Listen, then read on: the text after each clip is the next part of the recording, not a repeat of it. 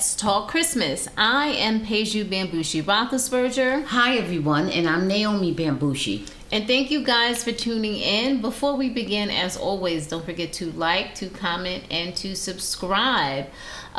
Once again, guys, thank you so much for tuning in as we review some of your favorite Christmas movies, or most of you probably haven't heard of. We are attempting to review 30 Christmas movies during the holiday season. How are you, Mom? I'm great, sweetie. How are you?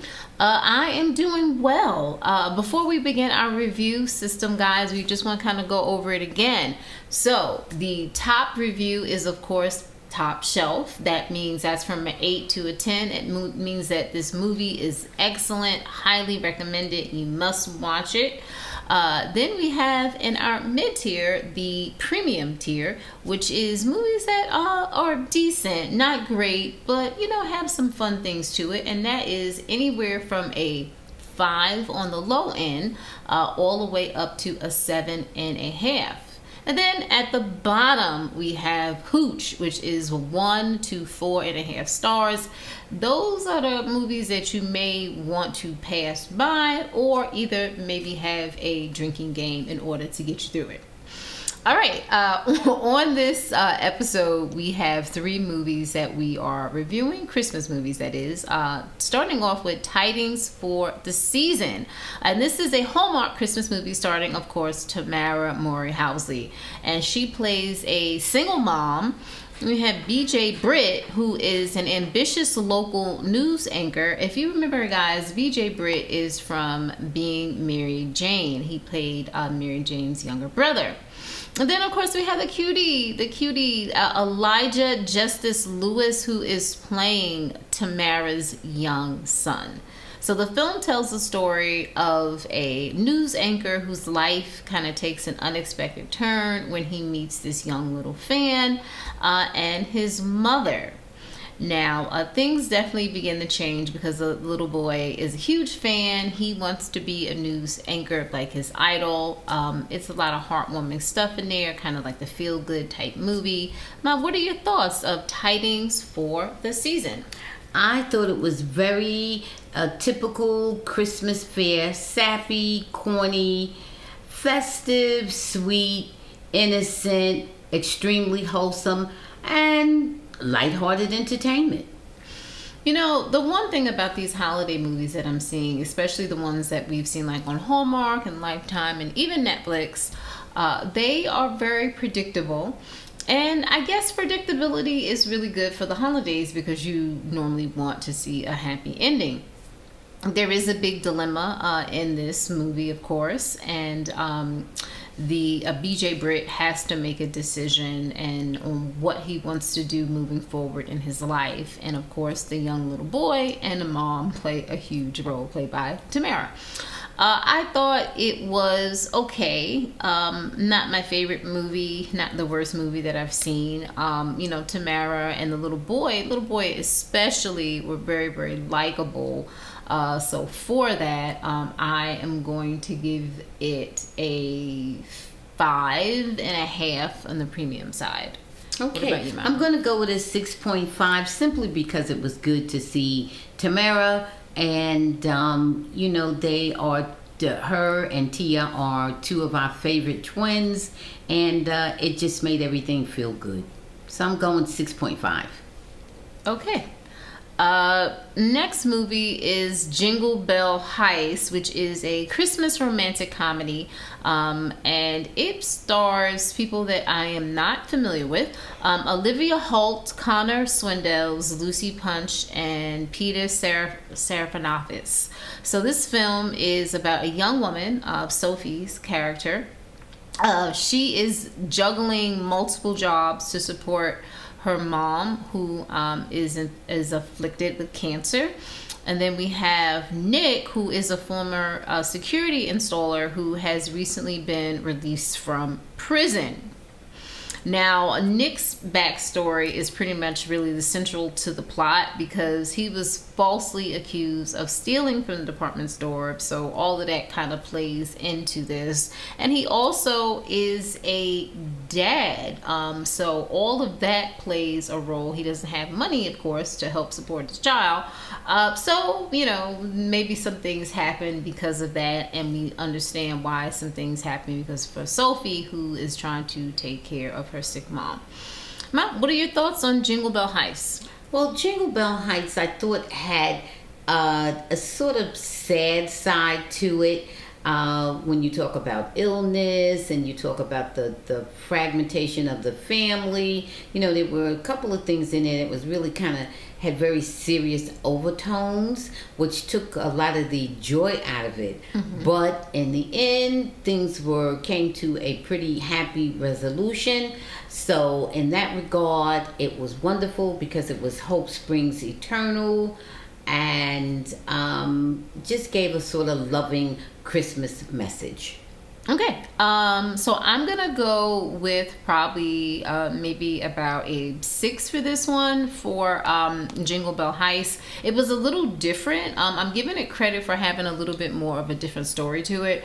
It was, though, some sad stuff going on in there. More sad than I would like to see for the holidays. Yeah, absolutely. It is on Netflix, but I'm gonna give it a 6 premium. Okay. Well, I'm going to go with, once again, I'm going to give it a 6.5. Premium. Okay. Yeah, I'm going to go with a premium. I thought it was pretty good. Many things could have been done differently, of course. That's always the case. But overall, I thought it was pretty good. Okay. And finally, our third movie of the week, which is Christmas Every Day, a Lifetime movie. And just repeat, the other movie, Jingle Bell Heist, was from Netflix. Christmas Every Day is a Lifetime holiday movie starring none other than Brandy. Brandy is played, her character is named Francine or Fancy, and she is a fashion designer determined to honor her late father's Christmas traditions while helping plan her younger sister's wedding. Her younger sister is played by her real life daughter, Soraya Smith, and her character's name is Belle. Belle is a very demanding, kind of like bridezilla type sister. We also have Debbie Morgan, who plays the mom in the movie, and she is going blind, and she is an artist as well. We also have Lamar Rucker, who plays the boyfriend of Brandy's character, Francine, and we have Robert C. Riley Jalen, who is a contractor who has been hired to help with the plumbing in the Brandy's mom's household. So what I will say to start off is that I love Debbie Morgan. Always love seeing Debbie Morgan. Debbie Morgan always brings something to the role, whatever role that she's playing. Love it. Brandy, Brandy kind of, I wasn't feeling her in this role. She looked, youthful enough and everything. That wasn't really so much of the issue, but it was just too corny. I didn't like her attire. She's supposed to be a fashion designer. She didn't take any type of risk. She didn't look very fashionable. It wasn't very believable to me with her playing that role. We've seen her wear more fly clothes in some of her videos, in particular the ones that she does with Monica. I don't particularly care for Lamar Rucker. He's kind of corny to me. He's fine, but he didn't really do much. Brandy's daughter was fine. She was supposed to be a bridezilla, but she wasn't really a bridezilla to me.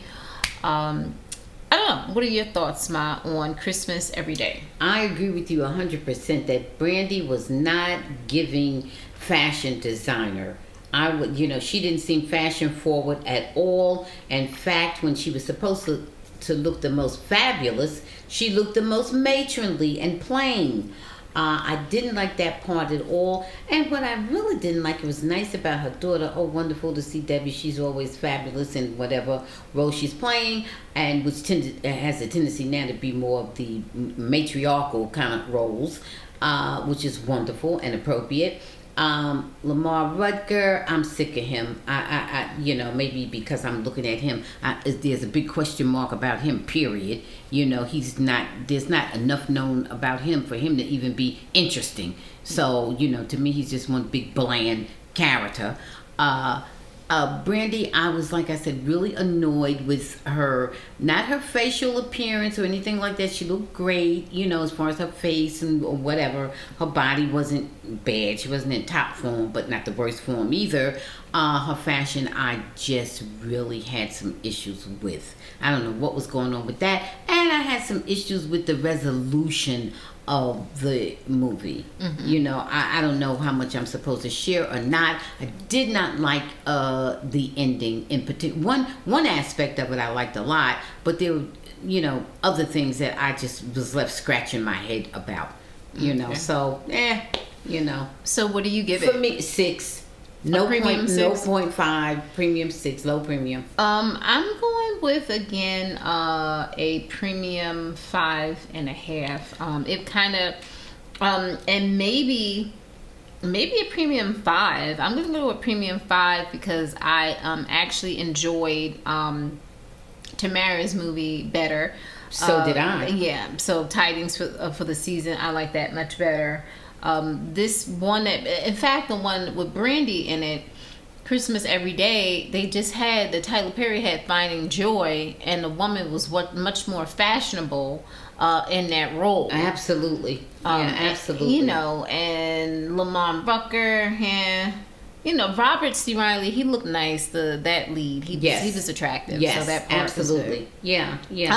And we know that Tyler always comes up with fabulous men. Well, yeah. Anyway, I'm going with a 5 for Christmas Every Day. Okay. So that's pretty much it, guys. Just a reminder, our movies that we reviewed were Tidings for the Season on Hallmark, streaming now. Jingle Bell Heist, streaming on Netflix. And finally, streaming on Lifetime, Christmas Every Day. So guys, tune in. Don't forget, we will update you on some way many more movies as we attempt to review 30 movies during this holiday season. Thank you so much. Happy holidays, and we will see you soon. Bye. Thanks for watching. Please subscribe and check out full episodes of the Bambushi Happy Hour